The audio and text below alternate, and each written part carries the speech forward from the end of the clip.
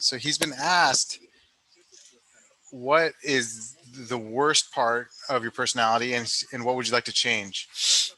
And so he's basically saying that he's a very obsessive personality. And so, Mr. Khan, basically, that's okay. All of us are obsessive. We're on Earth, so we're obsessive. But the thing that he was trying to avoid saying, I think his wife prodded him into saying. And so first, here comes a joke.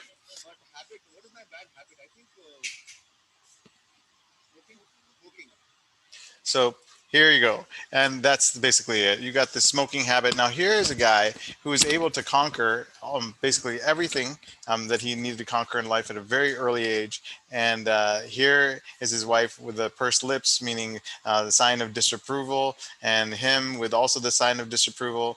And how do you quit smoking? Well, Mr. Khan, he said that he left and that he wants to leave.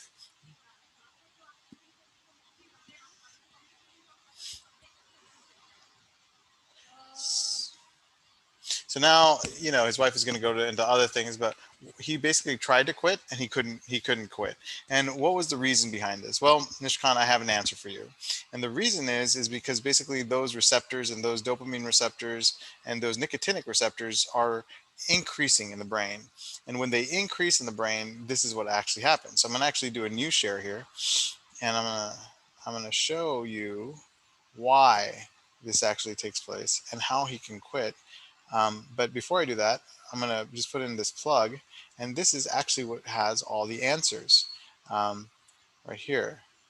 Well, so you can take a look at our study, and our study here shows that it is possible through meditation to stop smoking, and it's very quickly possible because it can affect this thing right here, which is called the nucleus accumbens in the brain. And um, let me show you. So it's the nucleus accumbens in the brain, but and all of that is here in the book, or we can actually show you the slides. Let me pull up the slide in the PowerPoint presentation. Let's see if I can reshare.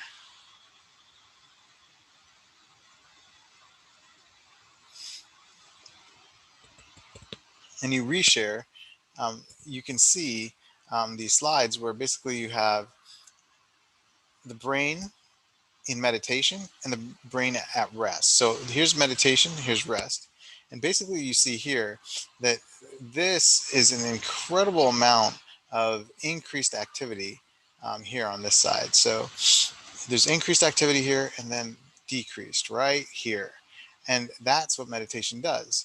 And we also found as we went on, which is all written up in the book, is that basically by simply taking a day out to meditate, you can activate this area called the nucleus accumbens in the brain, which is part of the reward pathway. And this is, sort of being published in journals. And we know this as far as our study is concerned. And we also know this as far as what has happened um, in our subjective studies as far as finding out retrospectively how people have actually left smoking. And we know that, I was recently just taking some Pittsburgh course in Pennsylvania on getting licensed there in Pennsylvania.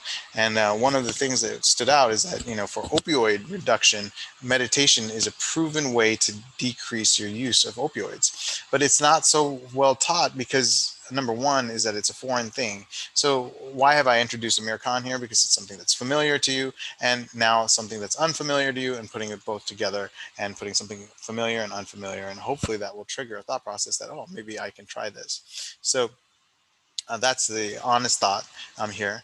And then also at the same time is hopefully if he does see this, that can actually, he'll actually pick up the book, which is 99 rupees, and just take a look at the third uh, page. And the third, not the third page, but the third exercise. If he does take a look at that third exercise, it'll be phenomenal because all you have to do is do that third exercise for about maybe 10, 15 hours. Take one day out and just do the third exercise if you want to just get it done with. If you want to take some time, then take some time, do about 15 minutes every day.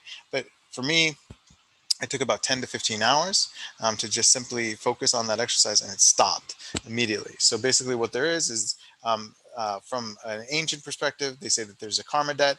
And once you relieve yourself of the karma debt, you no longer engage in those activities. And it's absolutely true for many people who have approached their sort of quote unquote bad habits, with these things. So everybody's got these bad habits. Even Amir Khan has some bad habits. And how does he deal with them is actually the key. So I'm going to go to new share and we'll go back to his interview.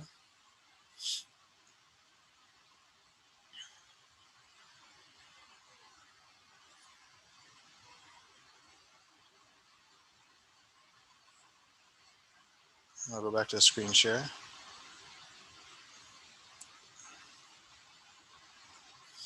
And it's interesting because now we're back at the whole point here. And this is one really important point I want to make is we've talked about one bad habit. Now we've talked about a bunch of other. Now this is interesting.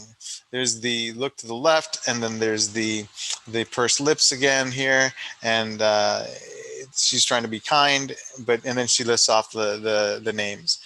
So one bad habit is often tethered to 3 or 4 other bad habits, and this meditation can also help with that. But the idea is to really, if you want to do one at a time, attack one every 2 months. Take one habit and eliminate that from your life, and you'll find that over time it really works wonders as far as focus is concerned and achieving what you want to achieve.